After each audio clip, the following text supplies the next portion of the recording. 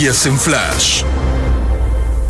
Regresamos con ustedes, ya son las 2 de la tarde con 15 minutos. Me da gusto saludar, recibir y poder platicar aquí en el programa con Ramsés Pech Razo. Él es asesor reconocido en materia de energía y asuntos de economía. Hoy vamos a hablar, pues yo creo que ad hoc también con lo que ya escuchamos hace rato temprano en el programa, relacionado con el exdirector de Pemex, Reyes Heroles, sobre el precio del barril del petróleo. Creo que vale la pena que conozcamos un estudio que él hizo. Yo tuve la oportunidad de leerlo. Claro que él es el que sabe, el especialista. Hay algunas cosas que yo no termino de aterrizar, pero de eso se tratará esta conversación. Primero que nada, Ramsés, bienvenido. ¿Cómo le va? Bien, buenas tardes y un feliz inicio de año, muy movido. Igualmente. Pues sí, la expectativa ahorita en la cuestión energética del país es positiva en muchos sentidos. Sí, hay quienes dicen que exageran en el optimismo. ¿Usted dónde se ubica, Ramsés? En el punto en el que tenemos que aplicarnos. Ya, si no hacemos nada en el 2020, y olvídense, a partir del 2021 vamos a entrar al colapso. ¿Por qué te voy a comentar esto? Y creo que es muy importante. A ver, y eso debemos de tenerlo hoy enfatizado. Anteriormente, la OPEP, que era quien controlaba el precio del barril, cuando reducía la producción, es decir, reducía la cantidad de barriles disponibles en el mundo, aumentaba el precio. Cuando aumentaba el precio, los únicos beneficiados eran los países exportadores que pertenecían a la OPEP. Los afiliados. Los afiliados y los que ganaban dinero. Bueno, en enero les acaban de arrebatar ya definitivamente esa potestad que tenían. Hoy, ¿quién lo controla? Estados Unidos. ¿Por qué Estados Unidos? Porque Estados Unidos, a finales de diciembre, produce hoy en día 13 millones de barriles diarios y más de 100,000 millones de pies cúbicos diarios en su producción. ¿Diríamos que Estados Unidos no necesita a la OPEP? No, ya no lo necesita, pero ahorita vamos a ir desde ese punto de vista. De acuerdo. ¿Qué es lo que sucede? Que Estados Unidos, a partir del año 2008, lo que llamamos en formaciones de shale, o donde se realiza la fractura hidráulica, o lo mal llamado fracking, Estados Unidos, su producción de 5 millones, hoy día pasó a 13 millones. El 71% de su producción proviene de ese campo, de ese tipo de pozos no convencionales. En México tenemos esta opción. ¿Qué es lo que sucedió a partir del año 2015? Que muchas compañías se estaban declarando en impagos en Estados Unidos. Y este año, el 2020, se programaba que posiblemente la producción de Estados Unidos iba a caer. ¿Qué tiene que ver la OPEP con el inicio de esta plática? Que como Estados Unidos ahora controla el precio del barril, apretó el botón en enero con Irán. ¿Por qué? Porque acuérdense que en septiembre atacó a Arabia Saudita la refinería de los ductos. Sí. Entonces fue un pretexto controlado de un hecho para aumentar el precio del barril, y con esto las compañías de Estados Unidos tengan flujo adicional no contemplado. ¿Qué quiere decir esto? Que en noviembre Estados Unidos exportaba 3.5 millones de barriles diarios a $55. Oigan este dato. A finales de diciembre exportaba 4.5 millones de barriles diarios. Un millón más. En 30 días, pero a $60. A más alto costo. Y ahorita está exportando y va a exportar alrededor de 5 millones de barriles diarios a $63 a $64. Ganar para ellos. Exactamente. Ya lo están viendo quién está controlando. Entonces lo que hizo Estados Unidos es, ya me di cuenta que la economía mundial no tiene dinero para sostenerse, y eso no me conviene porque se va a crear un caos y no voy a poder controlar. ¿Quién controla hoy la economía? Y ya se está demostrado el precio del barril.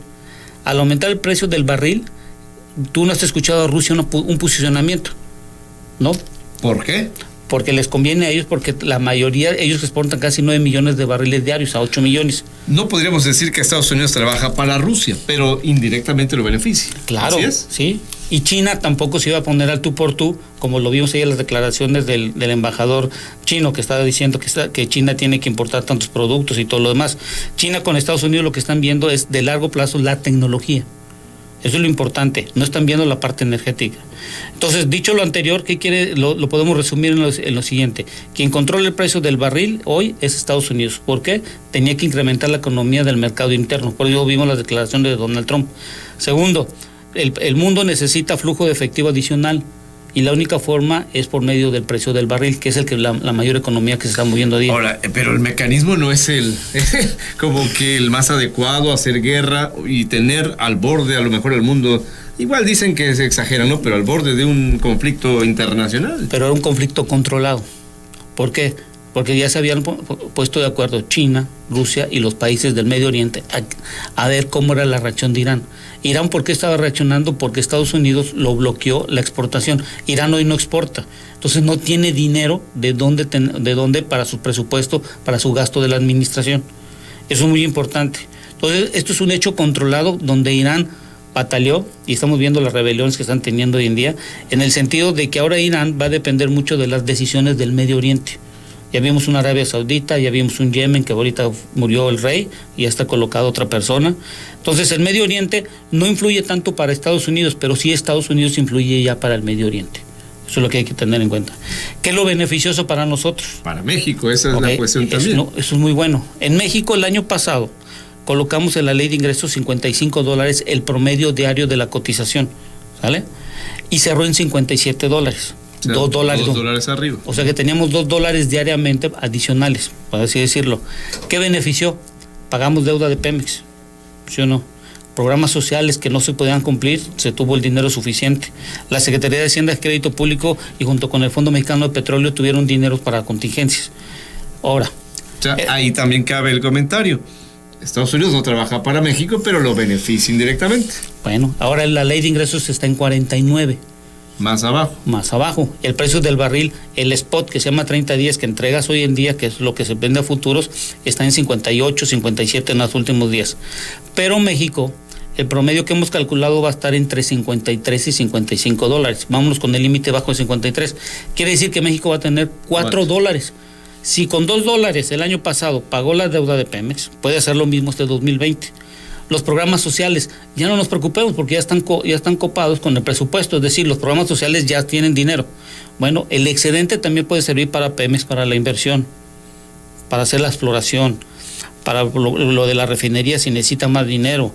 Si Pemex necesita las inversiones en la parte del campo Quesqui que tenemos aquí, o sea, ya hay un flujo de efectivo adicional que pudiera utilizar Pemex, pero eso es la decisión de la Secretaría de Hacienda y Crédito Público. Y ahora tenemos un dilema nuevo. ¿Qué es mejor, exportar o mandar crudo a las refinerías?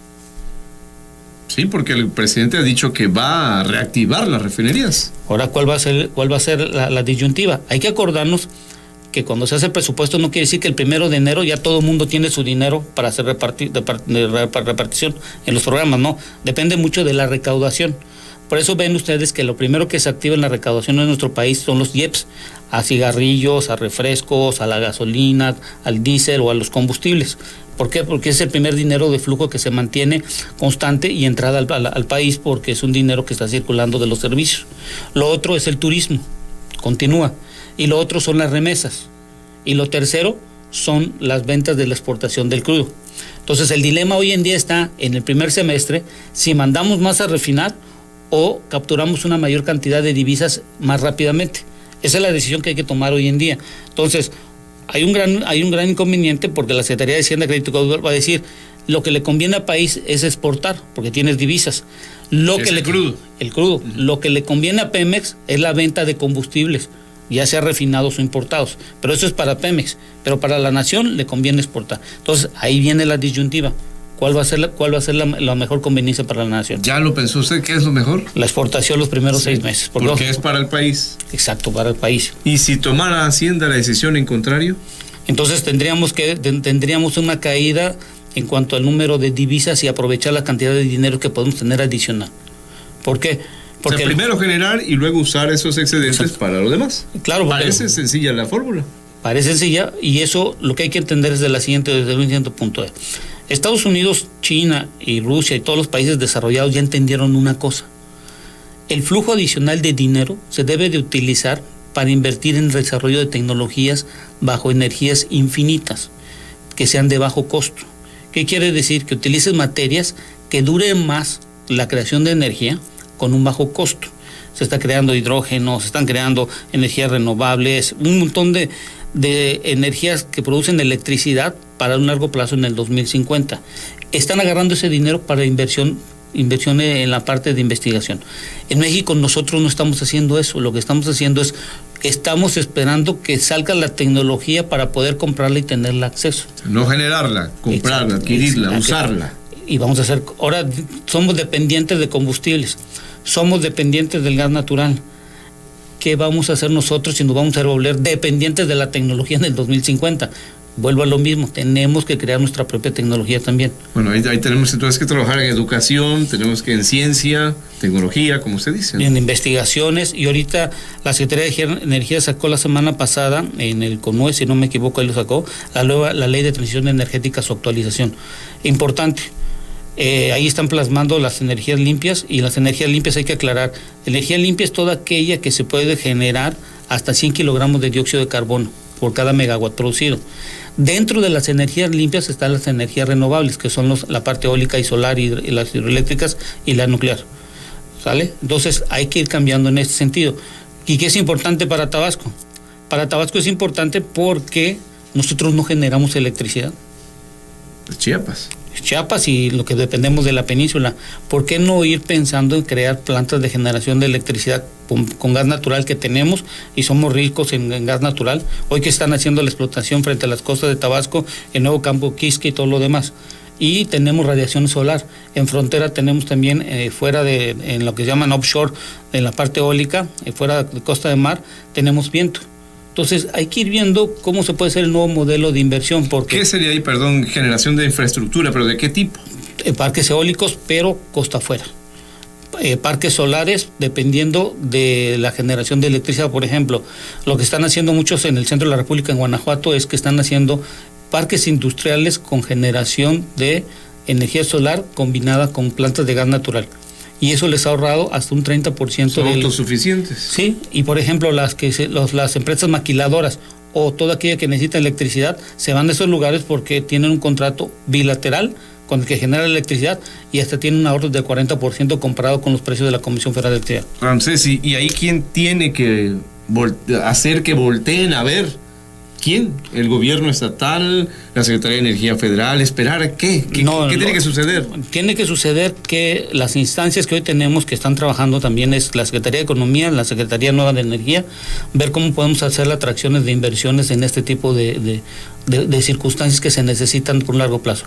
Lo que hay que entender es que la industria de hidrocarburos nos ayudó por muchos años. La industria de hidrocarburos, yo se los vuelvo y se los he dicho desde hace mucho tiempo. Aquí lo ha dicho.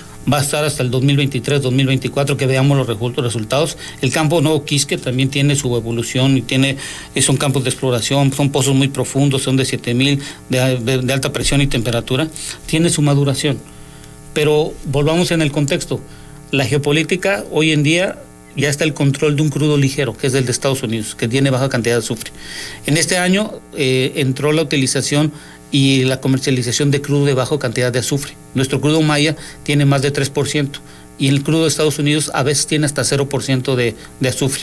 Entonces debe haber un cambio cultural de todos nosotros desde el punto de vista qué tipo de negocios en la parte energética, que hoy en día es generar electricidad, todos necesitamos electricidad, y en Tabasco tenemos radiación, tenemos aire. Por ejemplo, en Teapa hay también geotermia, también tenemos un volcán, ¿te acuerdas que estamos cerca de Chichonal? Y tenemos el gas natural. Entonces hay que ver cómo podemos diversificar para poder tener un crecimiento en el estado. Ramsés Pech, es muy interesante todo esto que nos trae aquí a la mesa. Le agradezco que venga, que nos dé luces. Usted es optimista y eso es bueno, pero hay que aplicarse. Es lo que nos decía al principio. O sea, el que no es optimista y no se aplica, mejor que se salga de la parte energética, porque si no eres optimista, el dinero ahí está. A ver, vamos a poner, el dinero existe. Las tasas de interés fuera del país están por debajo de lo que estuvimos pensando, pero sí hay dinero. Gracias, Ramsés. A ti, que tenga hasta una próxima ocasión. Gracias, cuídate. Vamos a ir a una nueva pausa. Seguimos con ustedes aquí en Noticias en Flash. XHBT, desde Villahermosa, Tabasco. ¿Sabes cómo lo hacemos?